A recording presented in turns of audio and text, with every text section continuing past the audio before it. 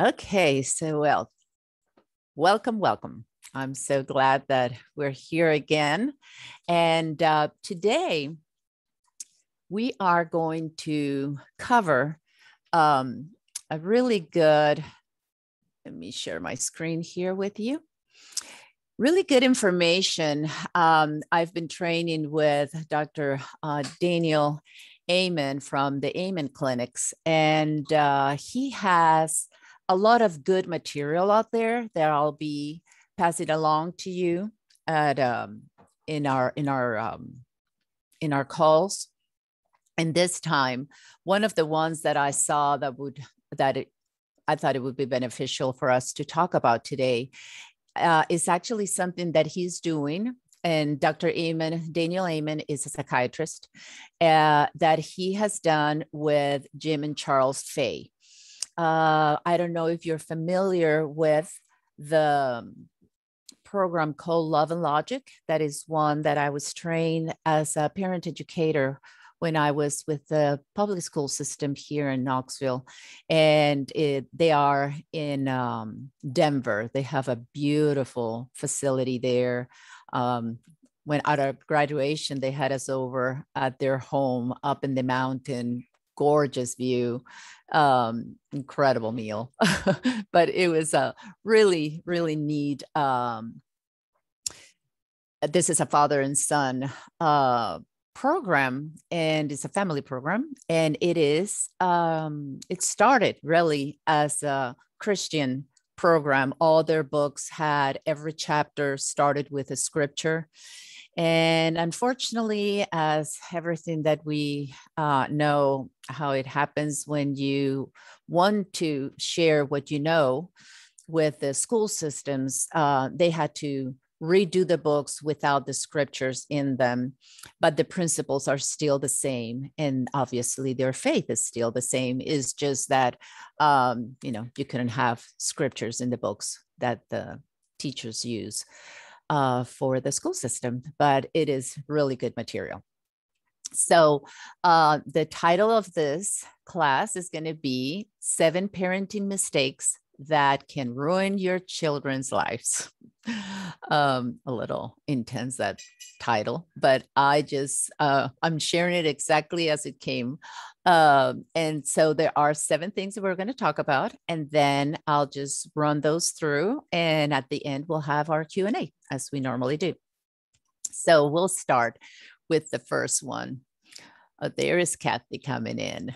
The first one is notice what's wrong. And unfortunately, that's something that I can say I'm guilty of.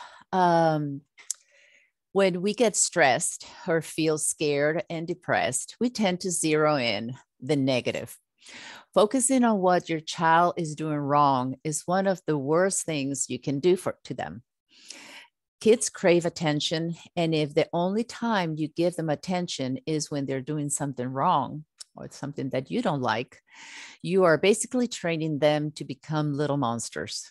And don't we have stories about that? Now, what's the fix? Notice what they're doing right. Jim and Charles Fay of Love and Logic suggest writing down, I noticed that, and then finding something positive about your kids that you can mention to them at least once a day. It can be, I noticed that you like to draw, or I noticed that you share with your sister.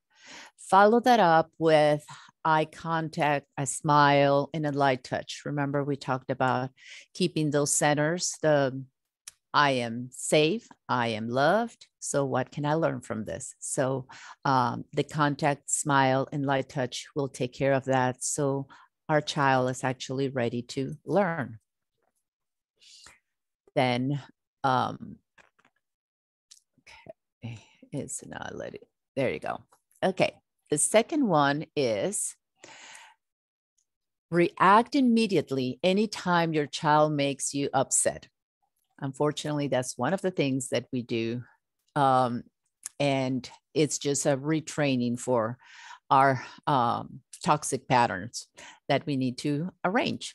When your child has pushed your buttons and you're feeling angry, frustrated, or highly emotional, it's actually the wrong time to dole out consequences. In stressful times, you're more likely to yell, scream, and make rash decisions. Modeling this behavior teaches your child to act out in similar ways. So, how do we fix that? When your kid makes you crazy, take a deep breath and gather yourself. Remember, we talked about smell the flower, blow out the candle. Let your child know that there will be consequences for their actions and that you're going to think about what they will be. This way, when you do deliver those consequences, you'll be in a calm and composed state. Another thing that they stress on this is that when you do that, unless, of course, the consequences are already established because they have already been taught not to do this, that, or the other.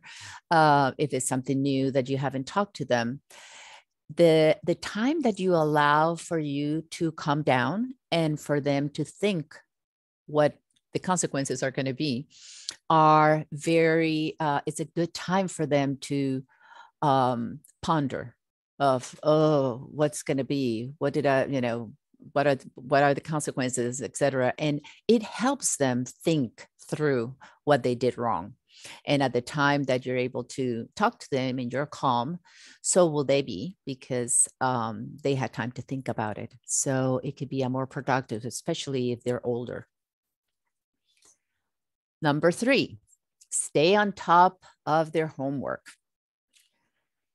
If you are convinced it's your job to ensure that your child's homework is done, then you can do that. But if you do so, you are sabotaging their development. When you hold all the anxiety for them, it derails their ability to develop independence and to take responsibility for their own lives. They need to know that it is their problem, it is their duty, it is their responsibility to do their homework, not ours. We already went to school, we already finished, we're already done. And being able to keep that in their court helps them. So the fix, let your child know that their homework is their responsibility, not yours. Inform them calmly that if they don't do it, there will be consequences, such as their teacher being upset with them. This allows youngsters to hold the anxiety for their own homework and teaches them responsibility. Obviously, these are little things that they will be working on, but as they learn that pattern, they learned good boundaries and good healthy neural pathways, then they will apply that to other things that will be more, they will be heavier in responsibility as they get older. Number 4, be permissive. You may think that letting your child or children be free to do as they please is a surefire way to make them love you. Well, it's not the case. It's wrong. Permissiveness is bad for developing brains. Children need routine and authority. The frontal lobes, we've talked about this executive brain function that occurs in your prefrontal cortex, is involved in decision making, judgment, and impulse control. And they are not fully developed until the person is in their mid-20s. So as you can see, pretty much during the whole time that they are under our care, until they are 18, that part of their brain is not developed. That's why it is so important that we help them create a good structure by acting as your child's frontal lobe until they can develop their own. But being firm and kind creates the structure for them to grow and do that eventually for themselves and for their own children. We're helping create those structures. Another wrong thing would be to tell your child what to do. And he says, hey, parents, here's a tip. You talk too much. And it is true. A lot of times, many moms and dads are constantly lecturing their kids and telling them what to think, what to say, and how to act. Sometimes more important than that, than what you say to your young ones, however, is listening to what they have to say. Here, obviously, this applies more to older children that will be able to express themselves. But even then, when it's, Charles Fay says in The Fix, if you don't want a mess, say less. In the Amen clinics, Dr. Amen says that their child psychiatrists encourage parents to engage in active listening with their children. When they are speaking, don't interrupt, then repeat back what you heard to make sure you understood them correctly. And that helps your child to feel heard. And I know it helps adults to feel heard when we do that. So that is something that if we can instill in their little hearts from a young age, it will become just a normal practice for them as they grow up, and we'll have better communication skills with them. They will have better communication skills, and we will be able to have better communications with them too. Number 6, skip self-care to cater to your kids. This is one that a lot of us have a hard time with. There's a lot of things happening, especially during the pandemic. You have the kids at home all day long, when sometime, before they used to go to school, and we had a few hours to ourselves to do shopping and cleaning and cooking and things that we needed to do. We had that opportunity to do it in peace and quiet in our homes if we didn't have little ones, if they were all in school. But now that's not the case. They've been at home all day, day in, day out. And then it makes things a little harder. But and because of that, we can be tempted to avoid workouts and meditation, journaling, or other forms of self-care. And we don't focus our attention on ourselves, but on our children's needs. And it is very important that we don't do that. This is a big mistake, because if you aren't taking care of your own brain health and physical and physiological and psychological well-being, you won't be at your best to care for them. This is something we have talked about before, that it's important for them to see how we take care of ourselves. We talked about, I've mentioned before, the concept of the oxygen mask. When a pressurized cabin loses the pressure and those masks come down in an airplane, we're always taught, put the mask first on ourselves so that we can take care of our children or our loved ones that are with us. So how do we fix this? Schedule time for yourself into the day. This will help you feel better, and it also models healthy behavior for our little ones. If they see you taking care of yourself, they will learn that self-care isn't about being selfish. Also, it's important for them to see that we do that with our spouses. There has to be a time when your spouse gets home and you have there's another children's program or parenting program to raise our children that's called, oh gosh, I just forgot the name. Growing Kids God's Way, it's called. And one of the first things that I remember my husband and I taking that course, and we spent, I think it was the first 2 weeks or 3 weeks on couch time. And I was like, really? I thought we were here so you can tell us how to take care of our children. And all you're talking about is how we're dealing with each other.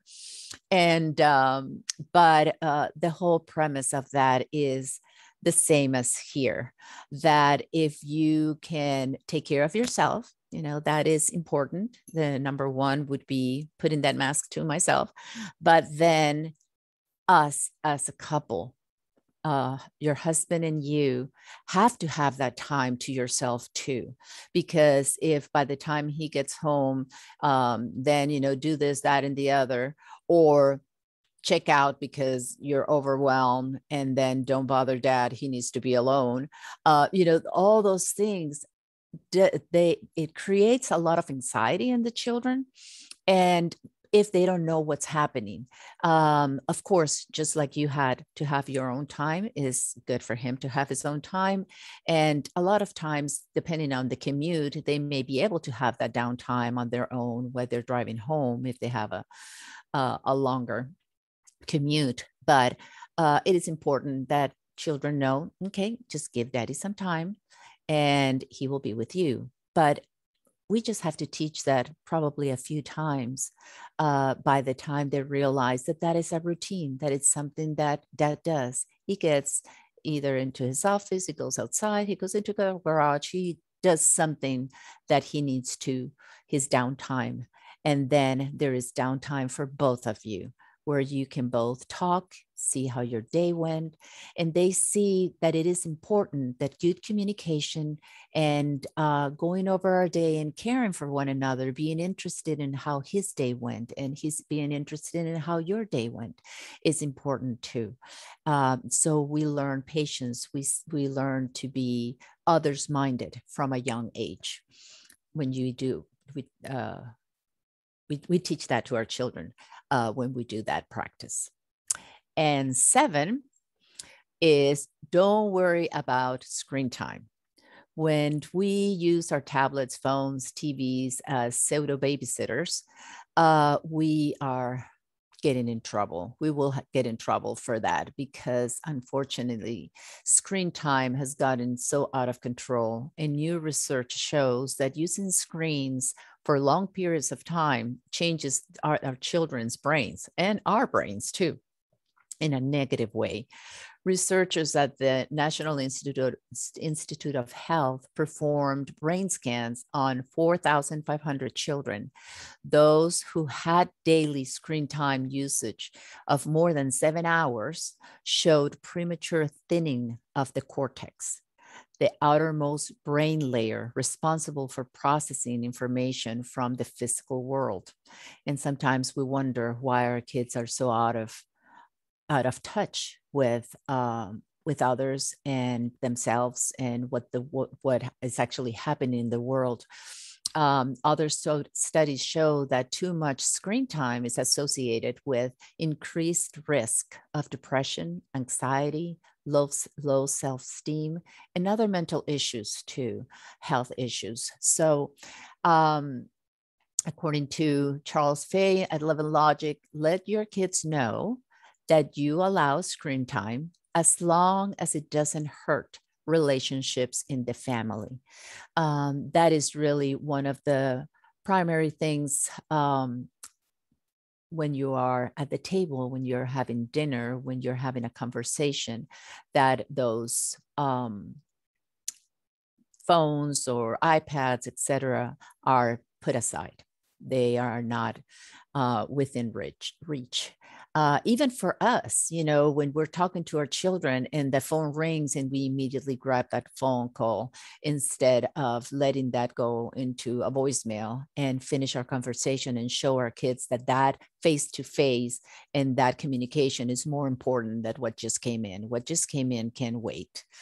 And of course, unless there's an emergency, but it is important that they see that that's a priority. It's sad. My husband and I see that a lot when we go to restaurants and we see two people by themselves, a husband and a wife or two friends, and literally having their meal in silence with the TV, with the phone in their hands, and they're eating and just looking at their phone, and the other person is right in front of them doing the same thing. We are a lot of times not alone, but we are lonely because we're not spending that time with each other. So I'm going to stop the sharing, and I will be sending this to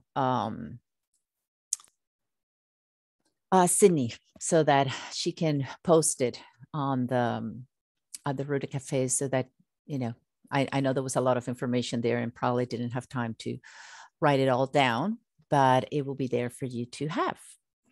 So you can unmute yourselves, and how about some questions? Any things that you would like to talk about?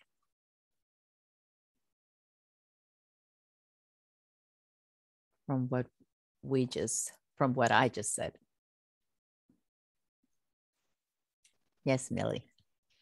The question on number 3. My son is going into 9th grade, and we will be he's homeschooled. So I am his teacher. And we have to stay on top of his homework. And you said stay on top of his homework, but let them know that it is his responsibility. Well, the way those questions, not questions, the way those statements were written was about the 7 things that we do not do. Okay. So it sounds like, yes, that we're supposed to be on top, but we're not. That is his responsibility. So let him know that it's his responsibility to get his homework done. And the consequence will be, if he doesn't get it done, he gets a 0 on it. Right. And whichever you have set up already. Yeah. It's half online and half with us. We grade it and send it into the online school after we have looked at it and everything. We evaluate it and decide if he needs to redo the course or if it's fine and go on to the next set. And so if he totally flops it, we can decide, okay, he just didn't put the effort. We're just going to let him flop. So we can get that. We can let him flop. I mean, he can understand. He's a freshman this year, and we've let him know that he has that responsibility this year. It's high school. He has its step up this year. Right. That's excellent, Millie. It's true. I think a lot of times we become very self-conscious, especially if we are the teacher, if they don't do well, because we take it personal. I didn't do a good job, therefore he did not do well. Yeah, but you want to say no, okay, we'll do it again. You can't. Yeah, one of the things that when I was in that training at Love and Logic, I remember Dr. Fay kept saying, we don't, in real life, we don't get a second and third chance like we normally do with our children. Oh, it's okay, then do this. And oh, it's okay, do that. And then, they think that if they break the law when they're speeding and the police stops them, they're going to say, oh, it's okay, I'm going to give you just a warning. It doesn't work that way. Real life is not, it's okay, and then you have another chance. So they need to know at an early age, yeah, you did it, you're responsible for it. And if they, and another thing that they like to say is that if we can help our children learn when the tag is small, like, the price is a zero, but he can do better on the next one, and not a zero and you flunk the year. Yeah. Or, they actually do something like, instead of getting a ticket, they actually kill someone because they were driving recklessly. Yeah. Then the price tag is a lot higher. So it's better for them to learn it when the Now. price tag is small. Yeah. Yeah. So you're doing great. That's what it should be. Yeah. And I also had a little thing on number 6. You said on self-care. Mm-hmm. I'm also an Army mom, Mm-hmm. and I'm on an Army chat group, and all these new Army moms. I'm a beyond, what is called a beyond mom, because my son has already got out of boot camp. Mm-hmm. I help with the new Army moms, Oh, cool. and I help them because their children have just got to boot camp. And Mm-hmm. what I do is help them with their separation anxiety, Mm-hmm. because their child just got to boot camp and they have like empty nest syndrome. Mm-hmm. And what I have to do is help them relax. And one thing that we always tell them, the Beyond Moms try to help their mom, Mm-hmm. is take care of you. You can't help your child Mm-hmm. during this next 10 plus weeks if you're not taking care of you. Do something good for you in that 10 weeks, or you can't do something good for your child. Be positive.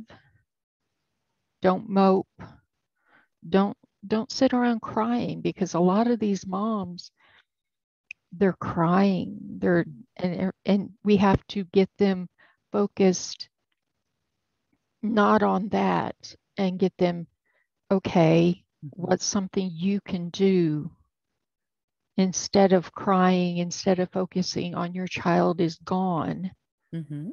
What is something that you want to do? What is something, if your child had gone to college, what would you be doing? Okay, why aren't you doing that? And so we get them focused Right. again. Yeah. So just thought it is, you have to refocus. Mm-hmm. Mm-hmm. And that's great. Millie, is true. And I'm glad that you're doing that for them, because a lot of times we know those things and we would even dish it out to somebody else, but then we don't do it for ourselves. So we Yeah. need somebody to tell us and Yeah. remind us about it. I have two kids, my oldest and my youngest. They both were in the military. They both had been honorably discharged because of injuries that they had during their service time. But one of the things that I remember with both of them, and they're both different personalities, but I thought, if I can encourage them and encourage myself, I love win-win situations, where I'm actually doing something good for them, but at the same time, I'm doing something good for me. Uh, the one of the things that I did for them, if you would like to pass that on, is I wrote a scripture every day with the alphabet. So they love to receive those letters. It's so sad when everybody gets together and no mail for you, no mail for you. So they really thrive on that one. And obviously, if you do the alphabet, you'll be sending one every day. So I just grab little envelopes, put a little 3x5 in there, and just post it, put it a stamp in all of them. And I put the whole alphabet, A, B, C to Z. And then every day I would grab it, and I would, find a scripture and write it and send it. They Well, love getting mail. they And do. Yes, and it's a win-win, but sometimes they can get in, it's called smoked for getting mail. They'd have to do push-ups for getting a a letter, but they would rather get that mail because as long as they get a piece of mail from home, they don't care what it is. They love getting something. And they have a battle buddy.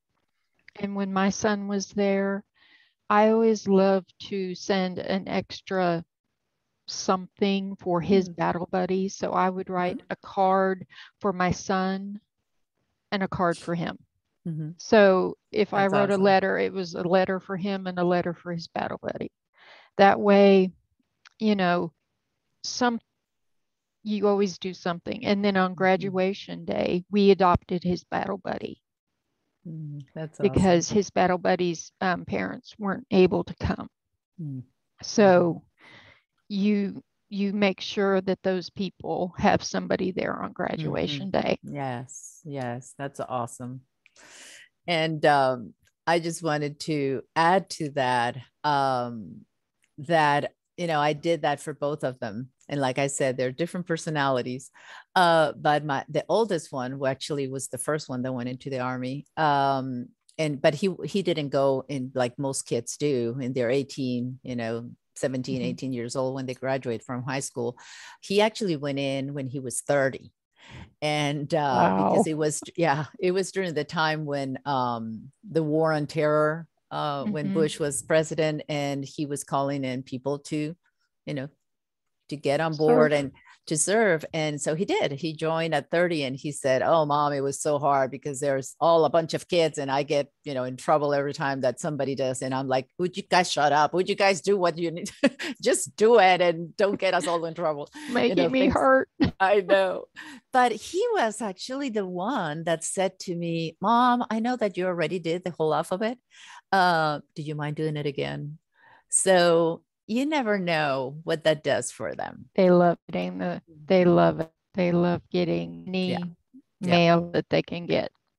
Yeah, for sure. But I just thought I'd mention that. That's great. I'll let you get back to everybody else now. Thank you, Millie. Anybody else has a question, an insight, something that you would like to encourage someone with? That would be great too.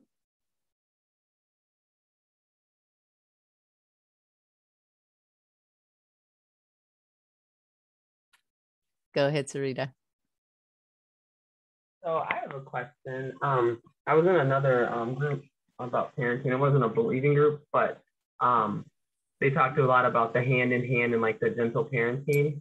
And one of the things that the lady had talked about was like not saying like if to your children. Like I've been trying to work on like not threatening them or like putting like, if you don't do this, then this is gonna happen, or do this, and if you don't, and I'm trying to like figure out a different way to motivate them. And I know some of it is just training.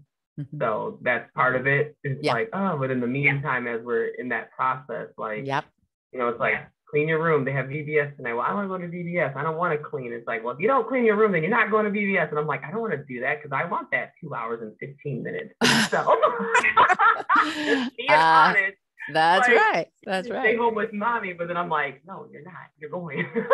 So yes, just like maybe some pointers or ideas on how to, in the meantime of the.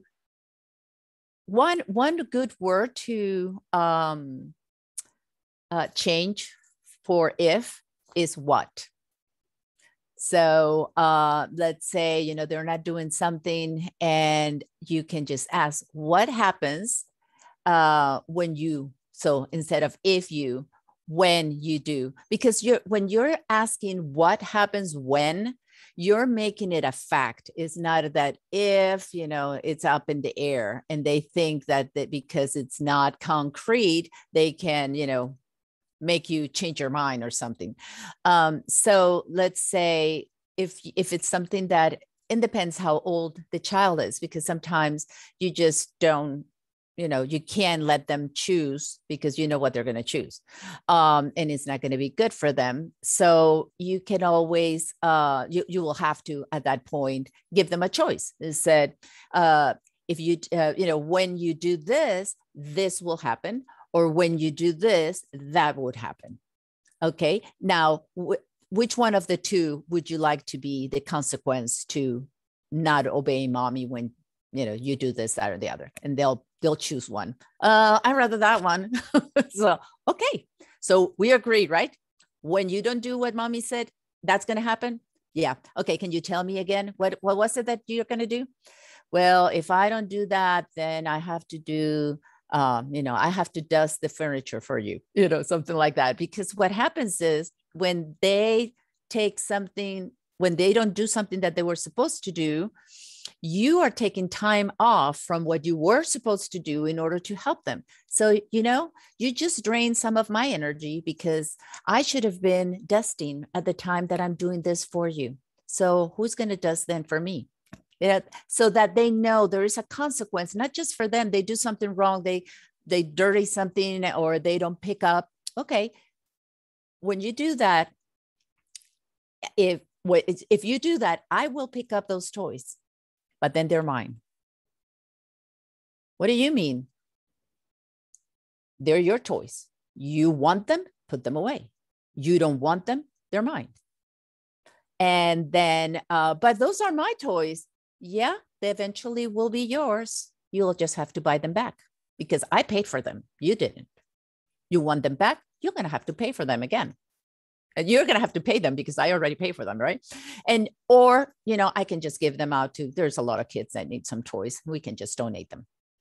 And then they know there's a responsibility about picking up their toys. Okay, my mom is going to take them. And you do. You don't say a word, That's one of the things we talked about today. Don't lecture. You already set the rule. The rule is they're your toys. You pick them. They're my toys. I pick them. Which one is it going to be? And they know if they're my toys, you have to buy them from me. I'm not giving them back to you. So because that was work that I did. So now you have to pay for that. So they need to learn the concept of there is payment involved. There is time, even if you put a little sock in their hand and they go around the furniture and they, dust the furniture like that because they're too little. They know they have to put that little sock and go and clean, even if they do a horrible job and you have to clean after that. It doesn't matter. You're instilling in them.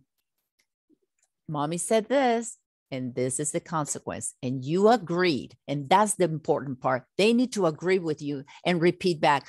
Yeah, if I don't do this, or when I don't do this, I will, take out the trash. I will, clean the bathroom. I will, something. There is a consequence, to what you guys agree to. And it is, when they're little things, but it is important that you do have to, enforce it. It's like, it's okay. Yeah, no, don't worry. Next time you'll do it. No, you said it, he has to do it. And that way they learn responsibility with that. But yeah, using what, when. Great question, Sarita. Because we want to emphasize good, not negative. It's kind of like, we don't jump on the beds. No, the beds are for sleeping. The beds are for sleeping. So they hear that over and over and over, and they go, the beds are for sleeping. Or we don't run in the house. We walk in the house. We walk in the house. So in their brain, they're just saying, we walk in the house. That's just, there's a lot of toxicity already as it is out there. We don't need more don'ts and nots in our heads. So if we can keep it positive, we keep their little brains with less toxicity. Anybody else on any of those? How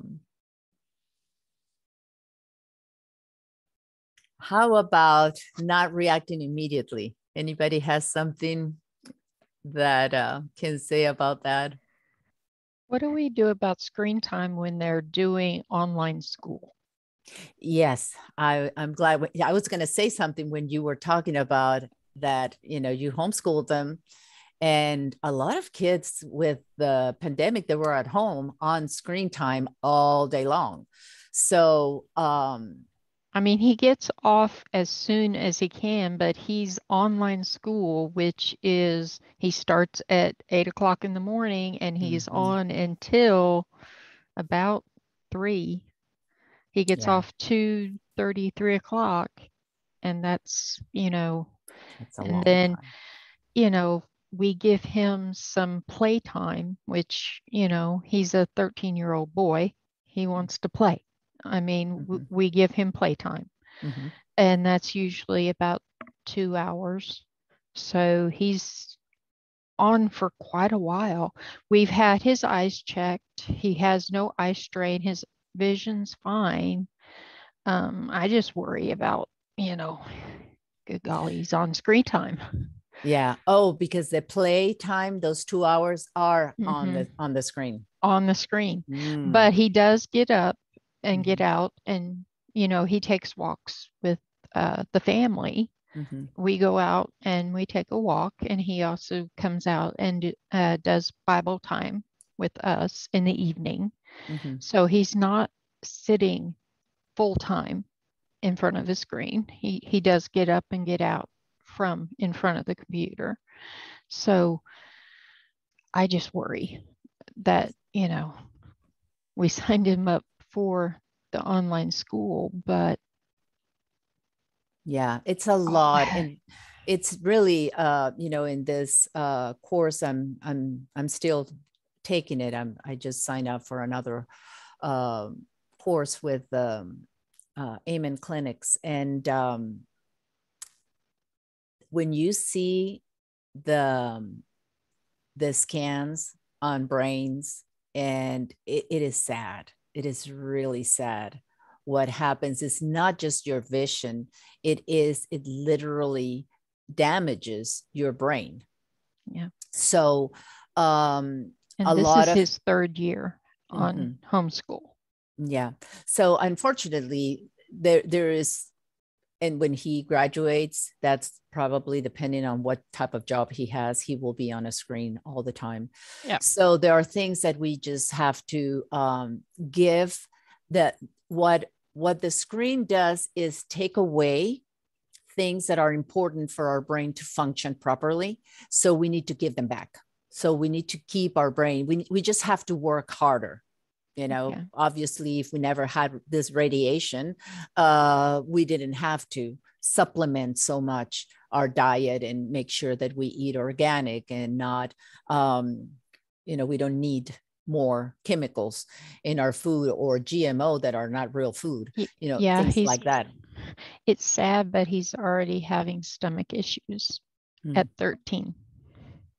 We've already had to have one scope done, and he's on 2 medications. Yeah. And it's like really weird. Well, it's not really weird, unfortunately. We all, our bodies function differently, and some of us have more gastric acid than others. Yeah, I did. I don't. I have none. So what happened? Well, not none, but very, very little. So what happens? Excess. So it can work both ways. If you have excess, you kill a lot of the nutrients in your stomach before they get to the small intestine where they're going to be digested. Yep. But if you don't have enough, like me, then you don't kill the bacteria that needs to die before it gets to the small intestine. And then the balance is off, whether for you or for me, whether too much acidity or too less will keep our intestines, the bacteria, we have good and bad bacteria, out of balance. So then I get bloated and I don't digest well and all that because I'm not having the right balance. I have more bad bacteria than good bacteria. I had to have surgery. Oh, yeah. Yeah, it got really bad. I'm so sorry. I'm going to have to go and get I thought I had it because it's attached to this that I had you're going to see my house as I walk around.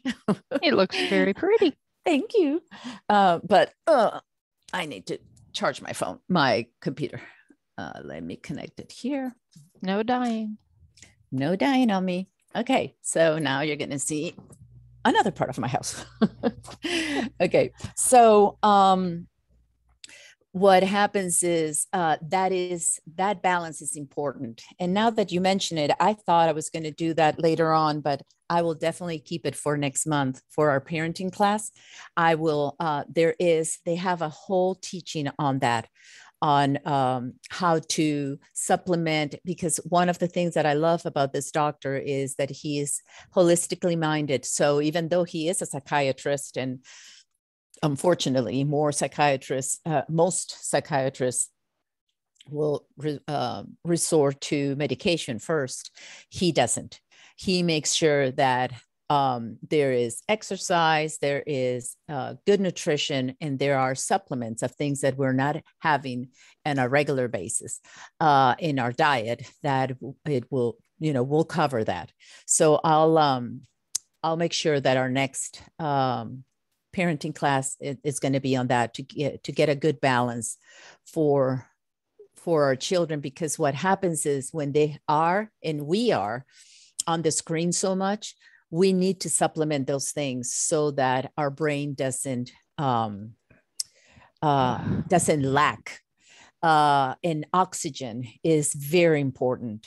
One of the things that we do without even thinking is we breathe shallow. We have shallow breathing when we're on the computer. We're barely, we don't really feel our lungs. And we normally do that, especially if you are in a classroom and you have to stand up and go and walk and then come back to your seat, or you bend over to get something. You move your body, so you tend to breathe more fully. But when we're in the computer, we're in this little area. All I move is my fingers in front of me and move, and I have my face so on the screen, and we are sitting, so our bodies, our stomach, and it's what's the word? Our diaphragm. Yeah, but we're not. It doesn't extend. Our stomach and our whole torso is compressed. That's the word I want to use, instead of standing. When we have when we're standing or we get up and down, we are actually more. The diaphragm has more room to flatten when we inhale, and then relaxes when we exhale. That creates more oxygen to come in, and then we're not just breathing shallow breathing is what they call it. So I'm gonna I'll have that. It was a great class. I just took it actually on Monday, and made a note of sharing it with you guys. But yesterday when I saw this one, I thought, well, I'm going to start with this one, but next one we'll definitely work on that, because it's not just good for them, it's good for us too. We need to work on that. We have to do something. It's kind of like right now, everybody's talking about the variant, and people are having all this problems. And I'm like, okay, we need to work from the inside out. That's why Paul says we strengthen the inner man. That is spiritually, but we have to strengthen our immune system also physically. And if we can keep that up, we will be stronger to face whatever is out there. So that, yes, thank you, Cindy. It is important. Breathing is very important. And it's actually mentally is great for us to have. It just calms us too. It grounds us. There's a lot of things that breathing helps us with. Okay, any other questions? I have just one question for you, Yes. Cindy. Yes. What would you say to parents who have raised their children who they're now in their later teens, and they look at this list that we went over today and they think, I messed up so much? I mean, obviously, our Father can redeem anything that the locusts have eaten. And, I just wonder if there's anything that you've read or heard, for those of us with older teens who maybe did make some of those mistakes. Any thoughts or advice in that regard? Well, I'm glad that, you mentioned how important it is for us to understand that God is in control and he knows what we know and what we don't. And that is something that it's important to always keep up front, because, I homeschool my kids and they all graduated. And by the time they left home is when I went back to college. So I go back to college, and my first time I was in college, it was for nuclear medicine. So it had nothing to do with teaching. But when I go back for leadership preparation. So, and my minor is in Bible. And but then I got this job where I study love and logic and conscious discipline and all this neuroscience and all these things that, especially my first one was love and logic. And I remember being in that week there in Denver in the Institute and thinking, oh my gosh, I did all those things wrong. And he talks about the helicopter mom. And I was a helicopter mom. I would run and rush to help the kids because I wanted to be, that good mom that was always there whenever they needed me. And that was wrong. I was battling their battles instead, fighting their battles instead of letting them fight for themselves. But with all that said, obviously God knew I didn't have those skills when I was raising them, and I learned them afterwards, and he knew that too. But just I'll give you an example of how easy it is when they're older, especially if you have good relationships with, which I know your kids and I know you, so you do, and that's a good that's half of the battle, right? But like I said, I'll give you an example. My 18-year-old comes in, and my husband and I are actually here in we were having lunch, and he doesn't live with us anymore. And he comes in and he is so upset that he couldn't find his key, or he left the key or something. And then his roommate was at work, and he didn't have the key. His girlfriend had the key. It was one of those things. And he needed to get back in the house, in his house, and he couldn't get in. And so one of the things and I had just come back from Love and Logic, and I just share with my husband what I've learned and, the things we've did wrong. And then there he comes right in the door. And so it's like, okay, I was shocked because I mentioned it, I went through the thing a whole week. My husband just heard me once say it, and he applied it immediately. So he comes in and he goes, wow, that's a tough one. So what are you going to do? Me, I would have just, okay, we do this, we do that. I'll take you here. I would have just come up with something and fix it for him. Right. And that's why he came home. He wanted us to fix it. And so that was the first thing. And my son goes, I don't know. That's why I'm here. And I'm quiet. I'm letting him handle this one. And so he was in the kitchen doing something, and he goes, yeah, I don't know what to tell you. I can tell you what I would do, but I don't know if that would help you. And my son is like, first of all, he looks at me like, are you going to say something? And I am quiet. And then he goes, okay, what would you do? So then my husband said, well, I would probably go over to your girlfriend's, your friend's girlfriend's job and get a key from her, make a copy of it, and go back in the apartment. And he was like, huh. So then he leaves the room and he goes outside. And so we don't know what he's doing. But, I'm like, babe, that was really good. Way to go. And so then he comes back in. He goes, I got it. I solved it. And he goes, oh yeah, what is it that you're doing? He goes, well, I called and she's going to, I'm going to drop by her job and she's going to give me the key and I'm going to go and make a copy and da, da, da. So it's like, good job, son. That's great. So he leaves. And I'm like, there is a reason for everything. But that was the first time, well, the last time he actually came and asked me to fix something for him. The next time, because he came here thinking that I would go and do something for him. The next time, if he ever gets stuck, he'll text either my husband and I and say, I've tried everything I can think of. Any ideas? And that's great. There is nothing wrong with him asking for ideas, but not fix it, mom. And he was so used to that. So, and it's amazing. It took only one time. That was it.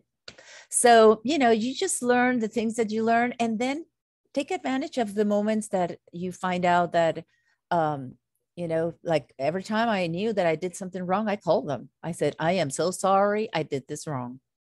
And, they're so gracious with us. They are usually, Mom, you're okay. It didn't hurt me. I'm fine. They tried, you did the best you could, but you are replacing though, something that you did wrong with something that you did right. Sometimes they would say, what do you mean? What would you've done? I said, well, I did this. That was wrong. I should have done this. Huh. Well, that sounds good. Thank you for letting me know. You never know. God's timing is always perfect. The time that you actually learn it and you're able to share with them, that's when they're ready to hear what you have to say. So, and if they did wrong because you did wrong, then you both get to make it up. Yeah, that is so good because it makes me think, my kids are at that age now where they can understand me saying, I probably should have done it this way. Then it plants a seed for them as they're raising their children, because I probably had to go through some things and undo some things myself and kind of learn along the way.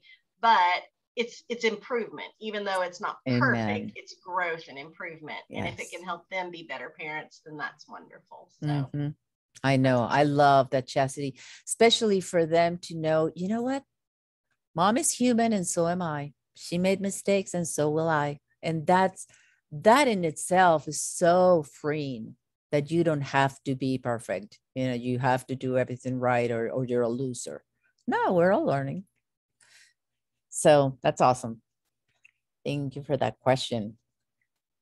Anybody else? Actually, we just have a few minutes. It's almost 1.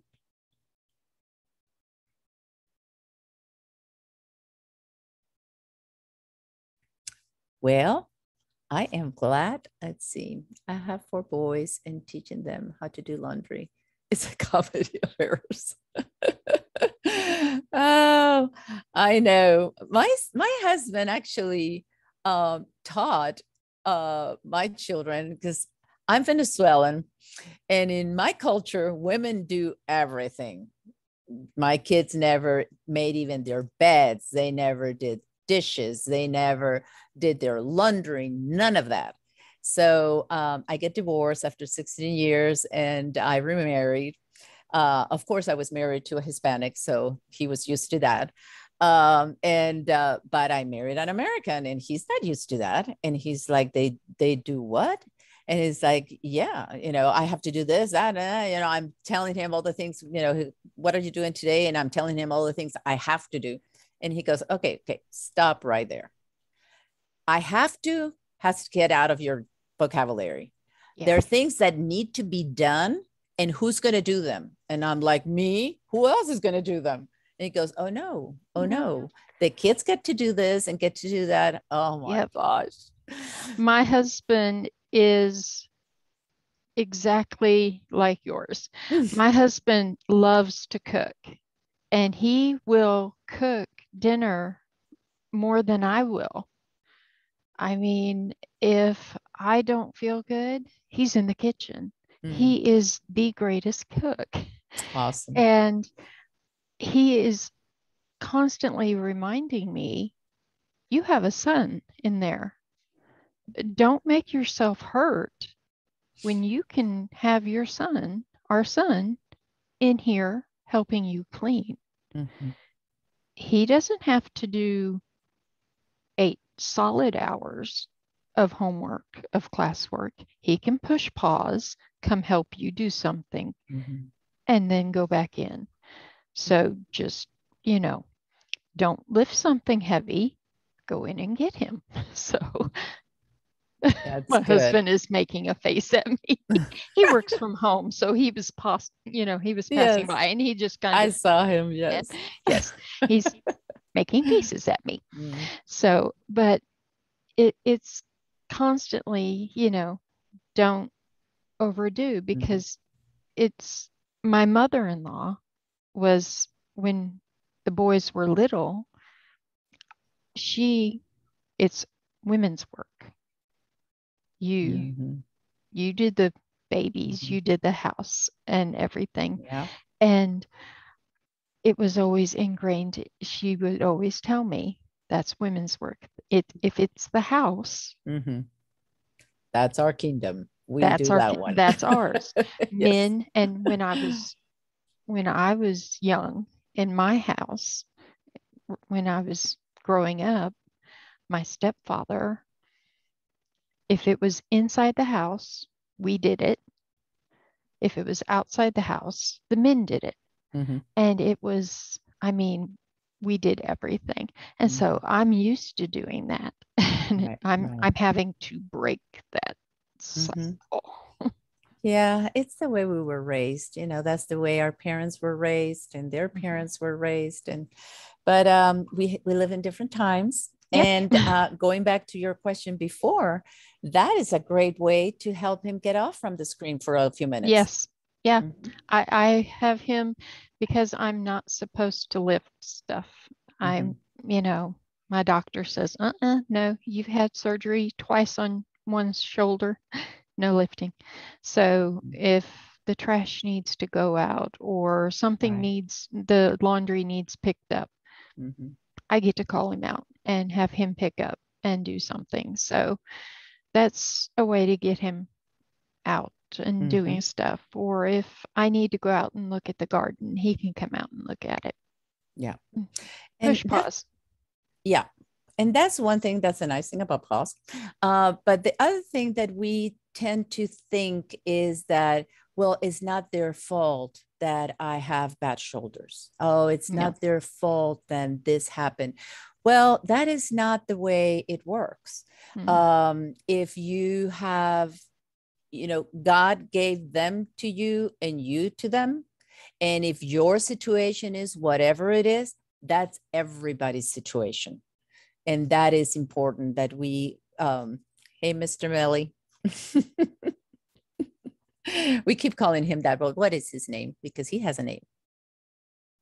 I can't hear you. Robert. Okay.